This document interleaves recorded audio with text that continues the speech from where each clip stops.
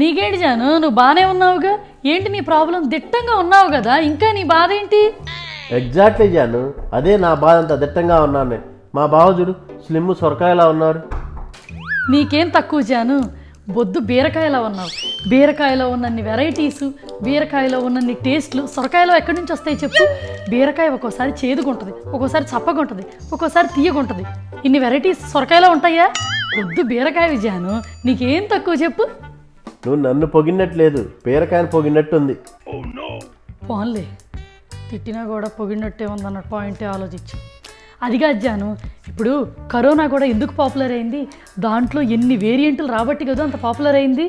Same అట్టాగే బీరకాయలో కూడా వెరైటీ టేస్టులు రాబట్టే కదా కూర కట్ చేయకముందే లటుక్కును ముందు కోసుకు తినేస్తాం టేస్ట్ చెక్ చేయడానికి. అది టేస్ట్ చెక్కి పాపులర్ జాను. నీలాగా నువ్వు తెలియని బొద్దు బీరకాయవి జాను.